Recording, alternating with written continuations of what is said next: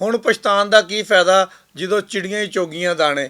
ਅਸੀਂ ਬੜੀ ਵਾਰੀ ਤੁਹਾਨੂੰ ਕਿਹਾ ਕਿ ਆਪਣੇ ਨਿਆਣਿਆਂ ਦੀ ਹਿਫਾਜ਼ਤ ਆਪ ਕਰੋ। ਸਾਡੇ ਸ਼ਹਿਰ ਦੇ ਕੁਝ ਇਲਾਕੇ ਐਸੇ ਹੈਗੇ ਆ ਜਿਹਦੇ ਵਿੱਚ ਇਨਸਾਨੀਅਤ ਦੇ ਰੂਪ ਦੇ ਵਿੱਚ ਛੁਪੇ ਹੋਏ ਦਰਿੰਦੇ ਭੇੜੀਏ ਫਿਰਦੇ ਪਏ ਆ।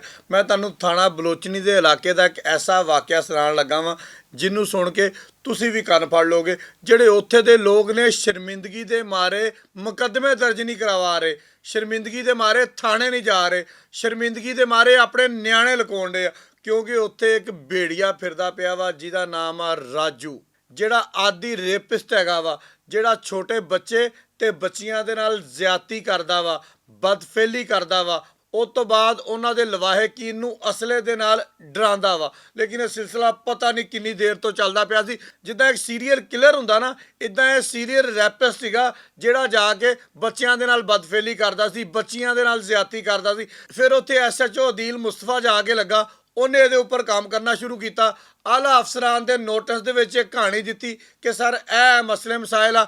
CPO ਫੈਸਲਾਬਾਦ ਸਾਹਿਬਜ਼ਾਦਾ ਉਮਰ ਬਲਾਲ ਨੇ ਫੌਰੀ ਇਸ ਗੱਲ ਦਾ ਨੋਟਿਸ ਲਿਆ ਕਿ ਸਾਡੇ ਕੌਮ ਦੇ ਮਹਿਮਾਰਾਂ ਦੇ ਨਾਲ, ਸਾਡੇ ਨੰਨੇ ਬੱਚਿਆਂ ਦੇ ਨਾਲ ਇਹ ਜ਼ਾਲਮ ਕਿਸ ਤਰ੍ਹਾਂ ਜ਼ੁਲਮ ਕਰਦਾ ਪਿਆ ਵਾ, ਔਰ ਜ਼ੁਲਮ ਕਰਨ ਤੋਂ ਬਾਅਦ ਸਾਡੇ ਥਾਣੇ ਬਲੋਚਨੀ ਦੀ ਹਦੂਦ ਦੇ ਵਿੱਚ ਰਹਿੰਦਾ ਵੀ ਪਿਆ ਵਾ। ਲਿਹਾਜ਼ਾ ਫੌਰੀ ਤੌਰ ਤੇ ਇਹਨੂੰ ਗ੍ਰਿਫਤਾਰ ਕਰਕੇ ਕੈਫਰੇ ਕਿਰਦਾਰ ਤੱਕ ਪਹੁੰਚਾਇਆ ਜਾਵੇ। ਤੁਸੀਂ ਦੇਖਣਾ ਇਹ ਮੁਜਰਮ ਕਿੱਡਾ ਕੁ ਤਾਕਤਵਰ ਹੋਏਗਾ ਕਿ ਜਿਹੜੇ ਬੱਚੇ ਦੇ ਨਾਲ, ਜਿਹੜੀ ਬੱਚੀ ਦੇ ਨਾਲ ਜ਼ਿਆਦਤੀ ਕਰਦਾ ਸੀਗਾ, ਉਹਦੇ ਲਵਾਹਿਕੀਨ ਨੂੰ ਜਾ ਕੇ ਅਸਲੇ ਦੇ ਨਾਲ ਡਰਾਉਂਦਾ ਸੀਗਾ ਕਿ ਜੇ ਤੁਸੀਂ FIR ਕਰਵਾਉਣ ਵਾਸਤੇ ਗਏ ਤੇ ਤੁਹਾਨੂੰ ਕਤਲ ਕਰ ਦਿਆਂਗੇ।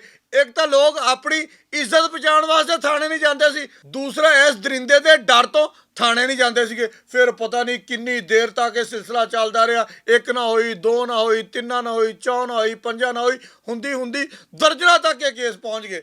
ਲੇਕਿਨ ਕਿਸੇ ਬੰਦੇ ਨੇ ਥਾਣੇ ਜਾਣ ਦੀ ਜੁਰਤ ਨਾ ਕੀਤੀ।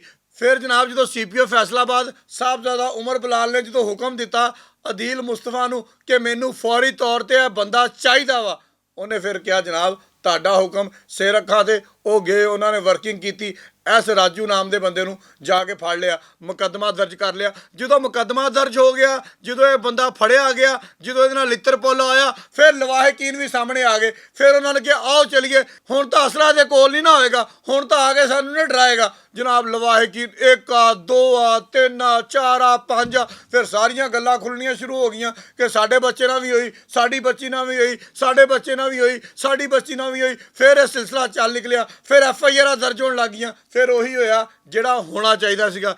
ਪੁਲਿਸ ਇਹਨੂੰ ਅਸਲੇ ਦੀ ਬਰਾਮਦਗੀ ਵਾਸਤੇ ਲੈ ਕੇ ਜਾ ਰਹੀ ਸੀ। ਇਹਦੇ ਸਾਥੀ ਉਹੀ ਸਾਥੀ ਜਿਹੜੇ ਹਮੇਸ਼ਾ ਆਉਂਦੇ ਆ।